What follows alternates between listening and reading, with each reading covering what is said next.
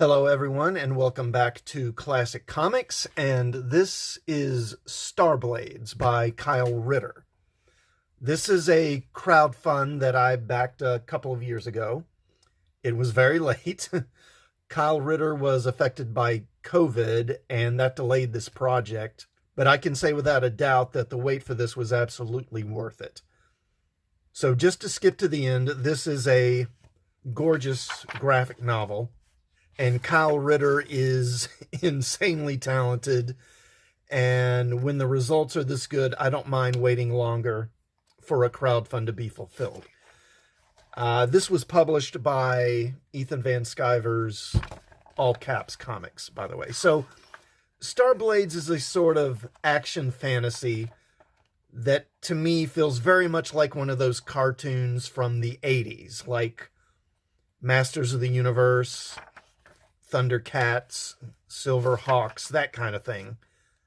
The highlight here is Kyle Ritter's fantastic art, but the story, while pretty simple, it works fine. The Starblade is a source of unimaginable power and bestows superhuman abilities on anyone who wears it. They were given to noble leaders and legendary warriors. You get the basic idea. This is far in the distant future.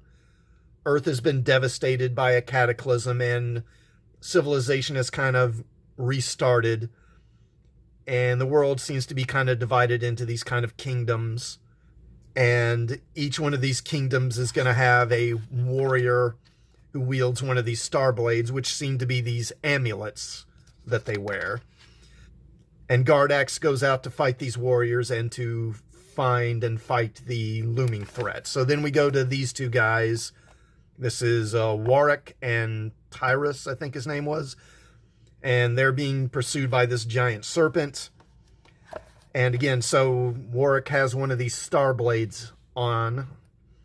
And apparently what they do is they give you the power to harness some sort of mystic power. Basically, they're totem warriors. And allows him to call on, the spirit of the wolf or whatever. And then he turns and he fights the serpent. But it vanishes after a single blow, and they realize that it was some kind of a decoy or something. And then these serpent warriors show up to attack them.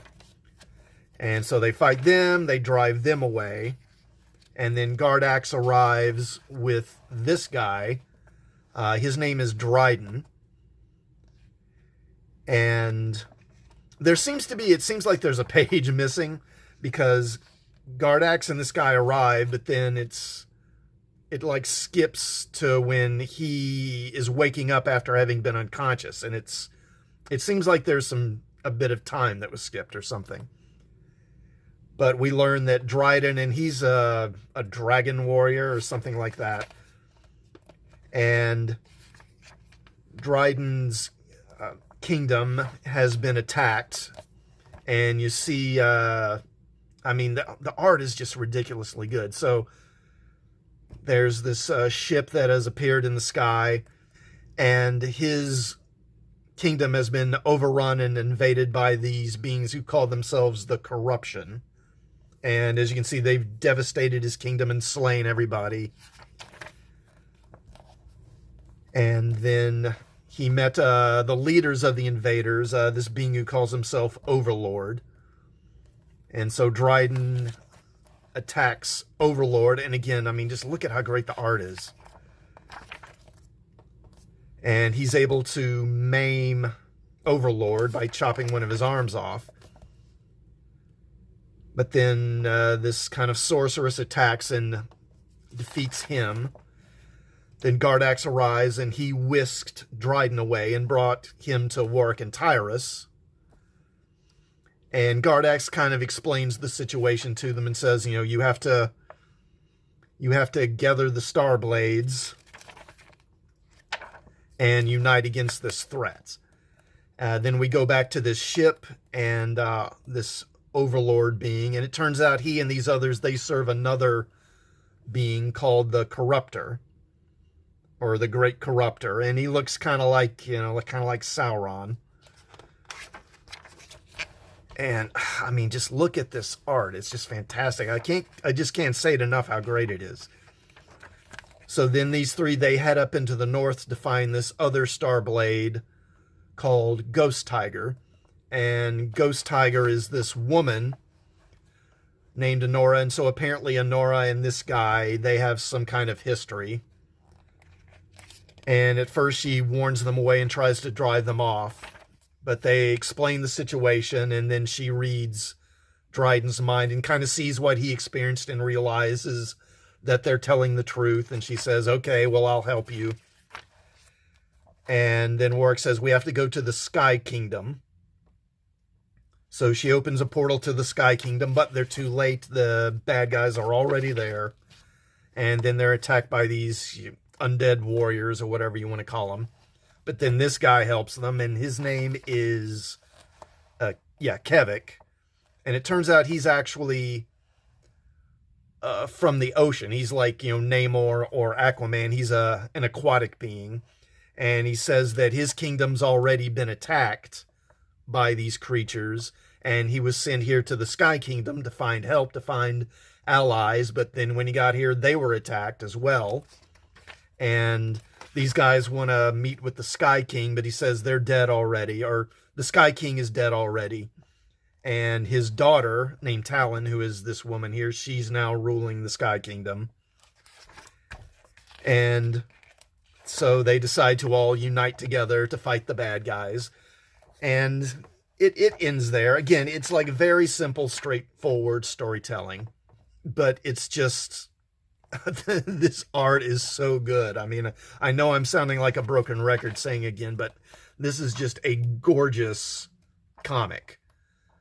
And Kyle Ritter is just ridiculously talented. If there's one criticism I could level, it might be that he needs to work on his expressions somewhat. These characters are going through a lot, but it seems like they tend to just have these kind of almost blank expressions. So he needs to work on his expressions some. I would say that. But other than that, that's the only real criticism I have of the art. I did notice a couple of grammatical mistakes in it. But it's not a big deal. The main story is about 50 pages long, so a little over 2 comics worth of story. And then we get this 2-page bit here, which basically gives us the origin of Ghost Tiger. And then the rest of it is just promotional, pinups and promotional artwork and stuff like that. But man, it's just so great. I mean, look at that. Oh man, it's good. Look at that. Just beautiful, fantastic work.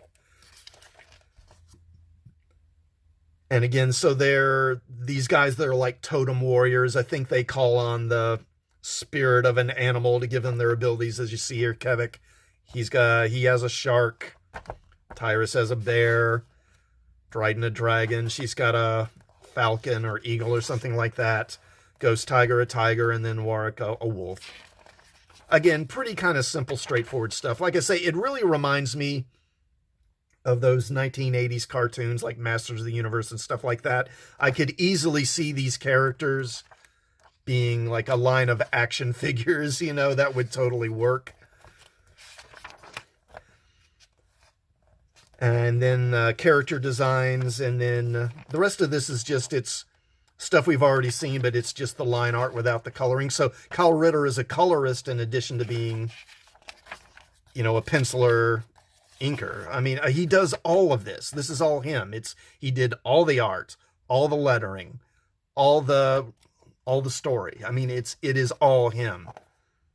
And man, it's impressive. Just an impressive bit of comic art. Yeah, so it's just, I can't praise this artwork enough. If you can manage to get a hold of this, I would highly recommend it. The crowdfund has been over for a long time now, like maybe a couple of years, but I've noticed there are some copies of this available on eBay if you want to pick one up. And if you do, let me know what you thought of Starblades. And please do like this video before you go, and also please do sub to the channel and share this video and hit the bell, and I will see you all next time. Thanks for watching.